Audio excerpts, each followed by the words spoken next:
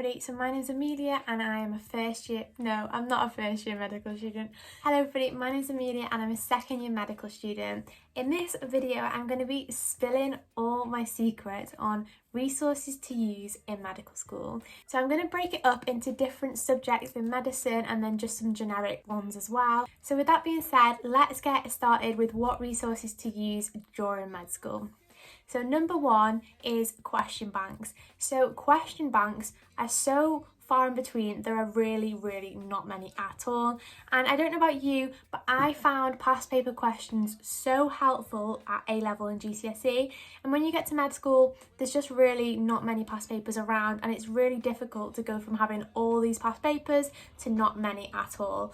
But there are a few question banks, some are more known about than others, that I used during med school. The first one is actually one that you probably will underestimate, and the first one is med school past papers. So in med school they actually don't have that many questions that they can ask you for your end of year exams.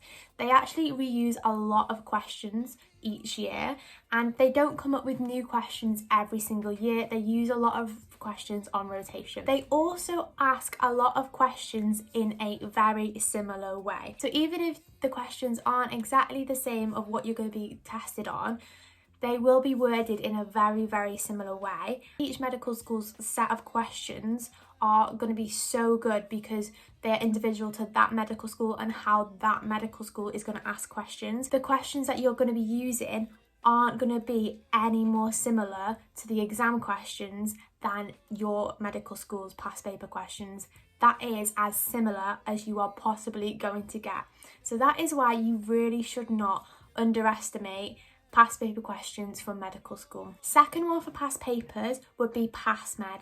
Past med is very good for all years. However, if you're in first year, it can be slightly clinical. My advice for first year would be to put it on the easiest setting and practice. It is slightly clinical, but the easiest setting should be okay for first year. The really good thing about past med is you can set the difficulty and you can set the topic that you want to practice. So for example, if you wanted to go through immunology, it would give you all the questions based on that topic and you can figure out what your strengths are. It's also very good because it asks questions in similar ways to how your exam would be asking questions. So it's really working on your exam technique, which is half the battle when you're sitting med school exams. So a lot of people say don't use it in first year, but I actually would use it in first year because it is just practicing exam technique and figuring out, and obviously med school exams are mostly multiple choice, and I don't know about you, but I absolutely hated multiple choice when I started med school. It is a skill in itself, being able to choose which answers it isn't, and it's just important to be able to choose which answers it isn't as which answers it is. So that is a skill in itself and one to practice, and one you can only practice through doing past paper questions. Another one similar to past med is quiz med. I've never actually used quiz med before. I've heard it's very good. Some of my friends use it, so it's definitely one to take a look at. Don't have much experience with quiz med, but it's one I've been recommended. Okay, that's it with question banks. Let's move on to anatomy. So I absolutely hated anatomy, and I would have really struggled if I didn't use these resources that I am about to mention. So number one is Teach Me Anatomy.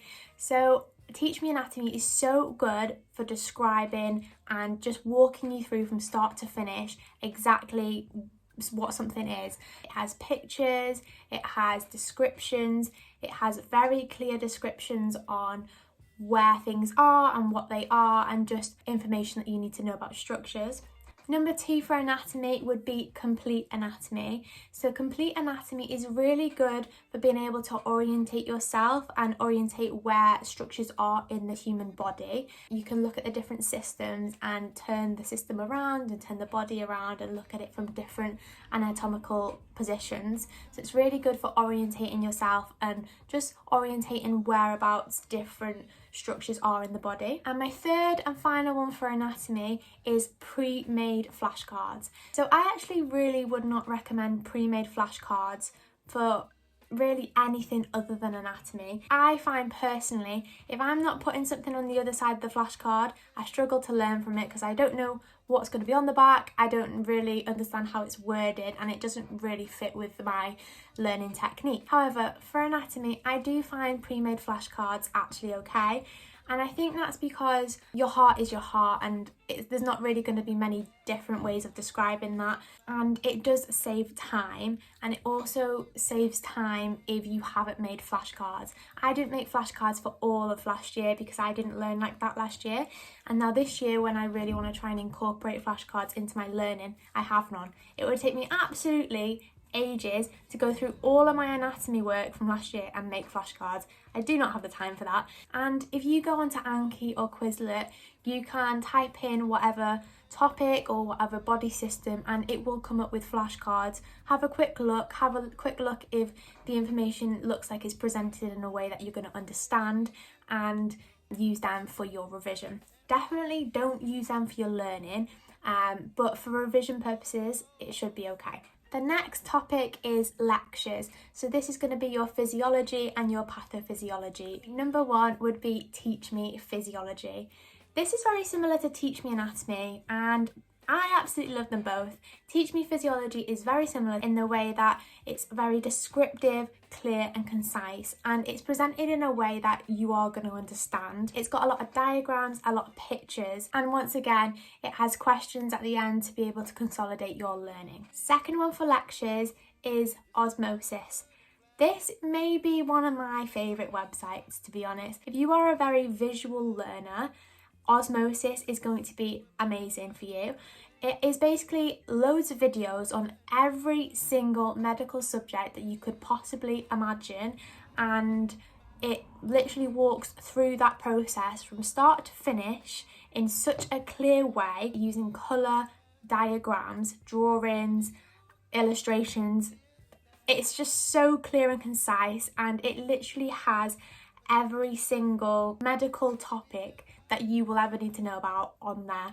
And if it doesn't, I'm sorry that I've just lied to you, but I have never not found something that I've needed to find on there. So it has most things on there. Okay, some that I've never used but my fellow medical friends have recommended for you. Ninja Nerd. I've heard of Ninja Nerd. I've never used Ninja Nerd, so I've not really got much to add to that. Zero to Finals and Almost a Doctor. Apparently Almost a Doctor is really good for specific diseases and specific conditions, so maybe not as relevant to first year, but for the odd condition that you need to know about, obviously good to use. And obviously if you're not in first year and you're in second, third or fourth or fifth year, that is probably a great website and resource for you to use. Next topic is Pharmacology. My absolute favourite. Everyone thinks I'm crazy, but I absolutely love it.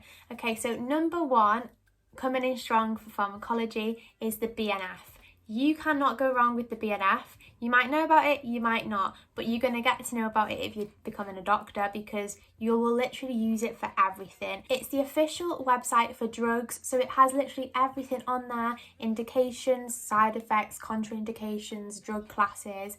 The only thing it doesn't have on there for every drug, like it has it for the odd drug, but most drugs it doesn't have the mechanism of action, which is obviously something you need to know if you're studying medicine. So that is a little bit of a tricky one. However, it is good because it is legitimate and you know that the information is going to be correct. So that brings me on to my second resource, which is Drug Bank. Drug Bank is very good because the BNF doesn't have the mechanism of actions of the drugs, but Drug Bank is what I use to find the mechanism of action for each drug. It is quite wordy and thorough, so sometimes there is a little bit too much information than you need about that drug. So then I would also use number 3, which is Top 100 Drugs. Top 100 Drugs is good because it's not as wordy and it reduces the content down into smaller amounts, which are maybe more easy to understand and not as overwhelming, especially if you're starting out. However, obviously Top 100 Drugs only has the top 100 drugs, so not every single drug you're going to need to know, so then you can revert back to Drug Bank. But they're both very good for their individual things, and I tend to swap between the two. Okay, so next stop is Clinical Skills, and the resource I have for clinical skills is Geeky Medics. So Geeky Medics is very, very good for OSCE practice and just learning examinations and clinical skills. They literally walk you through examinations from start to finish of exactly how they should be done. So it's definitely very good to watch, and They have videos as well, which are very good because I'm quite a visual person. I like to watch how things are done rather than read. So I find that very, very helpful. And my last section today is just the other resources that I have to mention for you. The first resource in this section is to use pre-made notes. So I've mentioned this in other videos, but I would really avoid making notes, and also known as lecture transcripts. Like if you're making Anki cards from lectures, fair enough, because that is a very engaging way to revise. However, if you're sat there typing out word for word what the lecturer is saying, it's such a passive way of learning, and trust me, from experience, it does not work. I spent the first term of medical school doing this, and it was such a waste of time. It would take me 3 hours to sit there and type out what the lecturer was saying, pause, go back because I'd missed the bit, type it out, and by the end of it I had no clue what it was going on about. It wasn't in my memory, I wasn't engaged, and it was such a waste of time. You have so much to do in med school. You want to use your valuable time the best way possible. So really avoid doing this if you can. The second resource to use is one for revision, so that would be Anki and Quizlet. Obviously you don't have to revise that way, but it is a very good resource to use for active recall. It doesn't matter how you do it in med school, whether you use a whiteboard and write it and then rub it off, or whether you use Anki, or whether you write it on paper and then remember and cover it and write it down. Doesn't matter how you do it, but active recall is something that you're going to have to do throughout med school because there's so much content to learn, and that is literally the only way to learn it, by revisiting the topic over and over again. And the last one I'm going to mention is Notion. Notion is very good for organisation. Some people use it for note storing, some people use it for active recall again because you can have toggles. I don't really use Notion, I've just been told about it and it's been recommended to me, so I just thought I would mention it. I know it is very popular amongst medics, so I thought I'd put it out there in case it's something you'd like to have a look at. So that's the end of this video. I hope it's been, what's the word? My brain's not working currently. That's it. I hope it's been useful. So thank you so much for watching this video. I really hope it's been useful, and I hope I've given you some resources that you've maybe not heard about before. If you have resources that you know about and I've not mentioned in this video, please put them in the comments below for other people to be able to read and benefit from in the future. Thank you so much for watching. If you have enjoyed this video, I would really love it if you would like and comment down below and subscribe to my channel. Once again, thank you for watching, and I'll see you in the next one.